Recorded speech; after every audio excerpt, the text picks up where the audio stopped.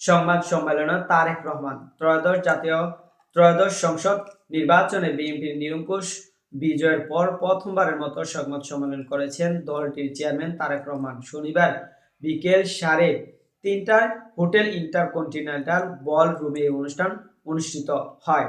এরপর মহাসচিব মির্জা ফখরুল ইসলাম আলমগীরকে নিয়ে সংবাদ সম্মেলনের মঞ্চে বসেন বিএনপির চেয়ারম্যান। ত্রয়োদশ জাতীয় সংসদ নির্বাচনে ঘোষিত 297 আসনের মধ্যে বিএনপি এককভাবে পেয়েছে 209টি আসন। তারেক রহমান ঢাকা 17 ও বগুড়া 6 আসনে বিজয়ী হয়েছেন। তিনি নতুন সরকারের প্রধানের দায়িত্ব নিতে চলেছেন।